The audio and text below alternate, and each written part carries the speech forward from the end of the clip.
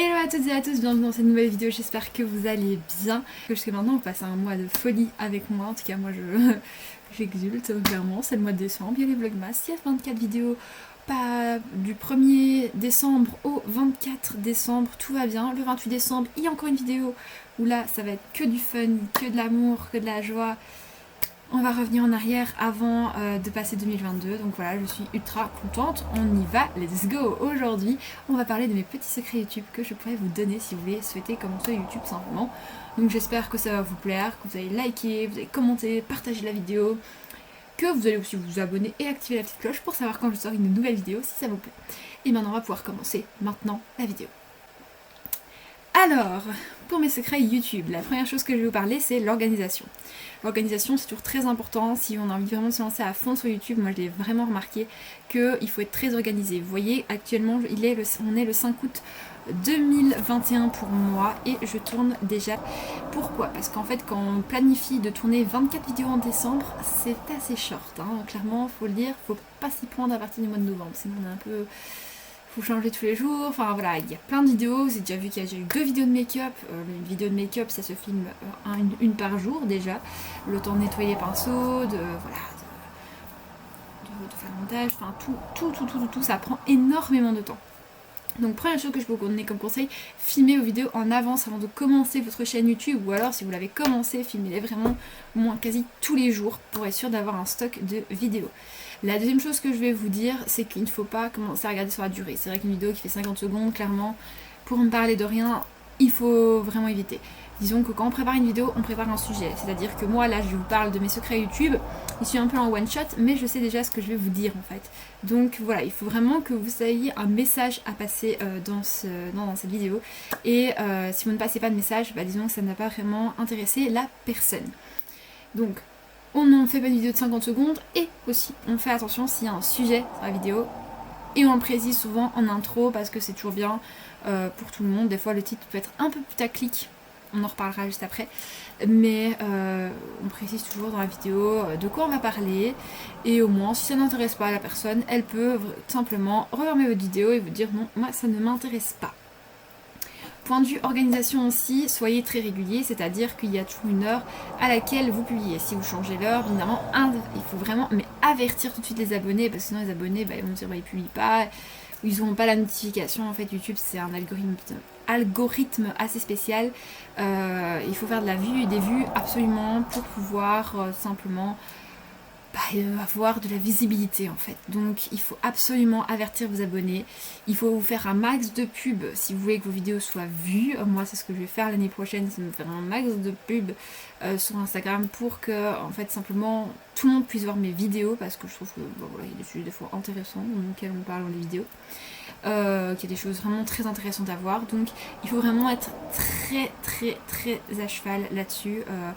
Prévoir en disant voilà tel jour à telle heure, rappeler tous les jours aux abonnés en story, tous les jours, même en post, que voilà vous allez sortir une vidéo, vous allez avoir des abonnés très fidèles qui vont activer la petite cloche, qui vont aller voir sur votre chaîne, et voilà, moi jusqu'à maintenant je n'ai pas des abonnés toujours très fidèles, donc du coup il faut toujours que je le rappelle aussi quand je m'en souviens, parce que parfois je me souviens un peu trop quel jour on est de la semaine. Alors on parlait de planification aussi, pour planifier ces vidéos, et il faut aussi planifier quel type de vidéo vous allez faire. Moi je me sais bien, je vais vous montrer d'ailleurs, j'ai pas de... je sais comment... il y a juste là, voilà comment je m'organise, vous verrez pas très bien, mais chez moi, je mets novembre, je sais que je vais faire une vidéo par semaine, donc ça fait 4 vidéos sur le mois, 1, 2, 3, 4, hop, clac. Décembre, je fais 24 vidéos, allez hop, je regarde un petit peu ce qui se passe en décembre, ce qu'on fait un peu en décembre, je m'inspire, je vois ce qui me plairait, ce qui ne me plairait pas, et en fait, je fais un mix de tout, en fait, et je embobine tout sur un mois, comme ça, au moins, disons qu'on a vraiment de la chance là-dessus. Et comme ça, moi, vous savez quel type de vidéo vous allez tourner, vous voyez un petit peu comment ça va se passer. Et c'est tout simplement mieux, en fait, pour vous. Et ça permet aussi, de temps en temps, de donner un petit peu le planning aux abonnés en disant, allez, je suis gentille aujourd'hui, voilà, je vous dis, voilà, il va y avoir tel planning pour ce mois-ci, de tel planning de vidéo, tel jour, telle heure, telle date, telle vidéo. Voilà, au moins comme ça les abonnés des fois ils peuvent voir aussi ce qui plaît. Moi je l'ai fait au début, ça ne m'a pas servi à grand chose, donc voilà, moi j'ai arrêté tout simplement de le dire. Moi je vous dis toujours, bon, quand je me souviens, nouvelle vidéo, tel jour, telle heure, telle date, allez hop, clac, petit rappel sur Instagram, petit compte à rebours, et voilà, c'est fait. Maintenant qu'on a parlé de l'organisation, on veut surtout aussi parler du réseau social en lui-même. Alors, quand c'est YouTube, il est préférable d'avoir un profil Insta, parce que Insta attire beaucoup l'œil, mais aussi il est très important d'avoir aussi un profil TikTok. Parce qu'en fait ça va vous attirer de la visibilité. Moi, si je n'aurais pas fait un compte TikTok, je serais restée encore avec 10 abonnés. Voilà. Qu'ici, à l'heure actuelle où je vous parle, je suis à 172. Je vous fais un update en barre d'infos si on a plus, si on est plus. Et donc du coup, bah voilà, ça permet en fait les deux autres réseaux sociaux, réseaux sociaux, je sais plus. En fait, les deux autres applis permettent quand même de pouvoir avoir un certain algorithme aussi sur YouTube, et donc que un certain nombre de personnes puissent voir votre vidéo, donc c'est toujours assez cool ce genre de choses. Bien évidemment communiquer avec vos abonnés. Des fois moi au départ je me suis abonnée à eux, je commenterai les communications, ça voilà, je communique beaucoup avec tout le monde parce que je trouve qu'il y a toujours du bon à faire. Je communique avec aussi d'autres personnes qui sont sur Instagram qui aussi aimeraient bien être influenceuses. Par-ci je parle de Anaïs Beauty Addict, voilà, où je discute beaucoup avec. Je me demande tu penses quoi de tel produit, parce que du coup moi je disais à me l'acheter aussi, enfin voilà, et elle me dit je fais un retour bientôt, donc c'est toujours assez cool de pouvoir avoir des retours comme ça. D'ailleurs, si vous voulez voir l'insta d'Anaïs, il est en barre d'infos. Et je fais plein de gros bisous à Anaïs parce que franchement, ça m'a beaucoup inspiré ton feed.